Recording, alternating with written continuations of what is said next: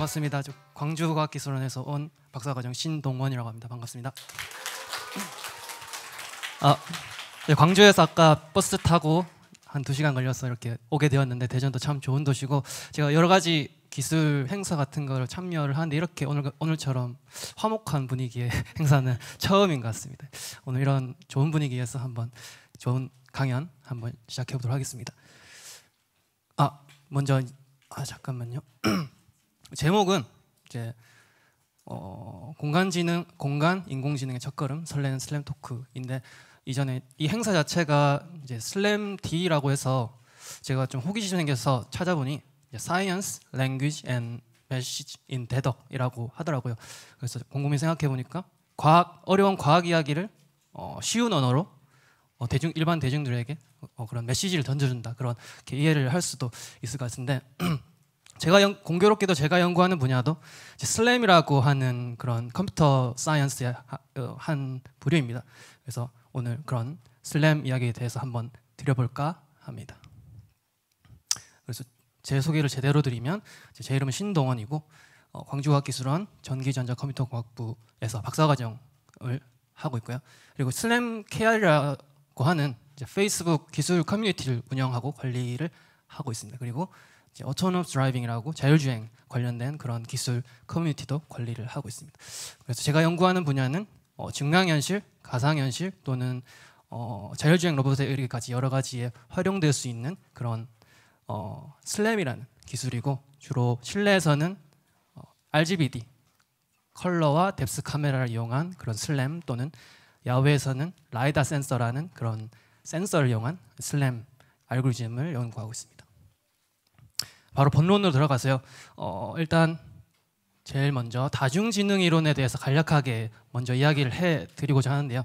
이 다중지능 이론이라는 것은 서로 상호 독립적인 8가지의 지능 체계가 인간은 그런 상호 독립적인 지능 체계를 가지고 있다라는 이야기를 하는데 예를 들어서 인간 친화지능 또는 자기성찰지능, 자연지능, 공간지능, 음악지능, 신체운동지능, 논리수학지능, 언어지능 이렇게 여러 가지의 지능이 합쳐져서 어떤 인간 한 명의 지능을 이렇게 총체적으로 지능을 표현할 수 있다라는 이야기인데 예를 들어서 인간 친화지능에는 대인 관계를 잘 이끌어가는 사람들의 능력, 링컨이나 윈스턴 처칠 또는 간디 같은 이런 유명한 위인들이 있고요.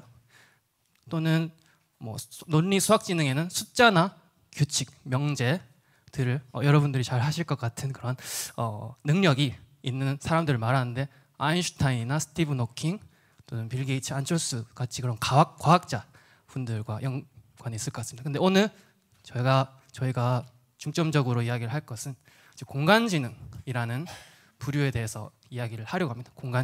공간지능이라는 것은 이제 도형, 그림, 지도, 입체들을 구성하고 창조하는 능력이라고 여기 쓰여져 있는데 쉽게 말해서 내가 위치한 주변 환경을 이해하고 이제 기하학적으로 이해하고 또는 의미론적으로 이해해서 3차원 공간을 인지하는 공간인지 말 그대로 공간인지에 대한 능력입니다.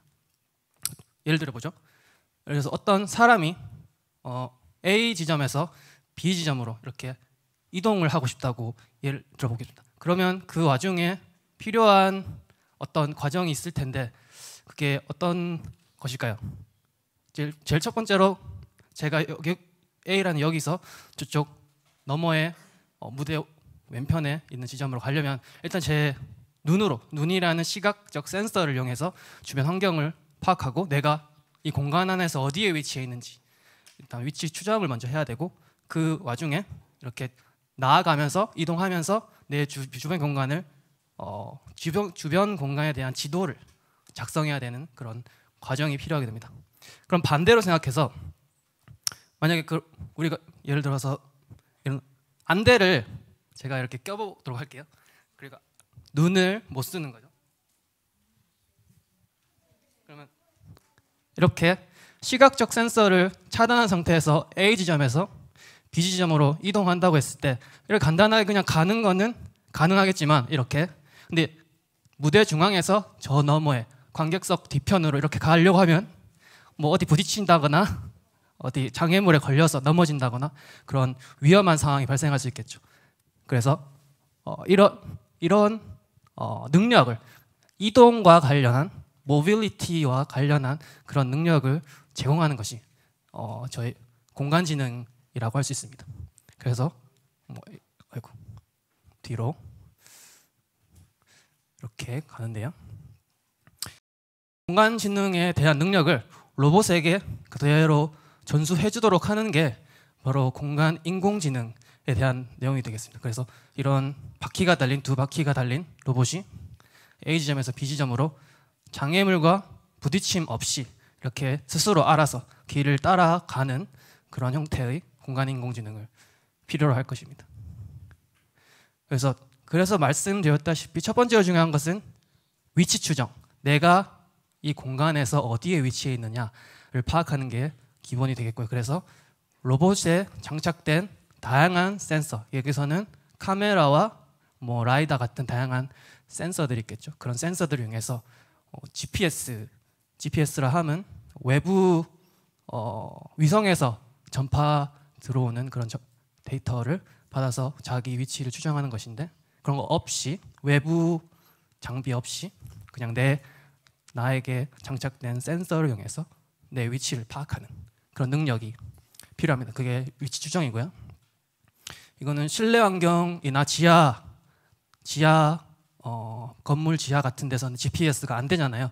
핸드폰 같은 것도 GPS가 안 터지는 게 많은데, 그런 공간에서도 확실하게 위치 추정을 잘 하도록 만드는 데 의미가 있고, 두 번째로 도심 지역에서는 빌딩이 엄청 많이 있기 때문에 또 전파가 잘 안 되는 부분이 있을 수 있습니다. 그런 곳에서도 이제 위치 추정을 잘 하는 게 목표입니다. 그 다음으로 이제 지도 작성.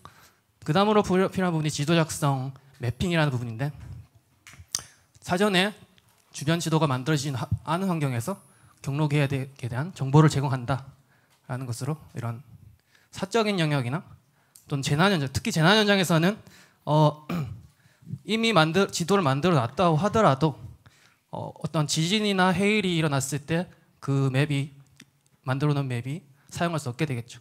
그런 환경에서도 실시간으로 지도를 만들면서 위치 추정을 하는 그런 능력이 필요할 것입니다. 근데 이 위치 추정과 지도 작성은 닭과 달걀의 문제라고 이야기를 하기도 하는데, 두 개가 아주 긴밀하게 연관되어 있어서 동시에 풀어야 된다는 그런 문제가 됩니다. 이 두 가지 문제를 동시에 풀어야 되는구나 해서 동시적이라는 개념이 들어가게 됩니다. 2분 남았습니다. 네, 감사합니다. 그래서 멀리까지 왔습니다. 여기가 이 슬램이 무엇인가에 대해서 이야기를 하는 슬라이드인데, 그래서 영어로는 이제 simultaneous localization and mapping이라고 해서 슬램이라고 이 약자고, 우리말로는 동시적 위치 추정 및 지도 작성 이야기로 이렇게 귀결이 됩니다. 그래서 이동에 관련된 로봇의 이동에 관련된 그런 능력을 부여하는 것이 이런 기술이 되겠습니다. 이걸 어디다가 써먹을 수 있냐? 다양하게 써먹을 수 있는데, 일단 첫 번째로는 배달 로봇이 있을 수 있을 것 같고요. 동영상 혹시? 네, 이런 미국에서는 이런 어떤 대학교에서 배달 로봇이 이렇게 동작을 하는데, 뭐 커피나 아니면 빵, 생필품 같은 것을 기숙사 학생들에게 이렇게 자동으로 움직이면서 앱으로 주문하면 이렇게 장애물도 피하면서 그렇게 제공을 하고요. 이런 재밌는 예시도 있고, 또 다음으로는 자율주행차. 이게 배달 로봇이 사람이 탈 수 있을 만큼 더 커지면 자율주행차가 되겠죠. 그래서 이거는 테슬라라고 전기차로 유명한 그 회사인데, 그 테슬라의 자율주행 시연, 핸들에 손을 두지 않고서도 차가 알아서 이렇게 경로를 따라서 나아가죠.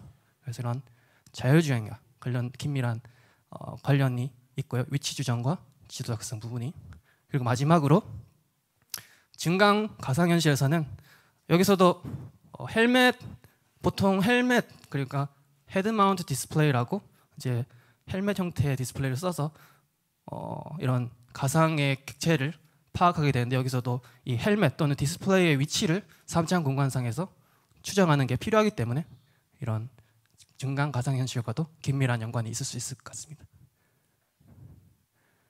그리고 글로벌하게도 투자가 많이 이루어지고 있어서 이런 슬램코어라든지 아니면 스케이프 테크놀로지와 같은 다양한 회사에서도 이런 많은 돈을 투자해서 연구를 진행하고 있습니다.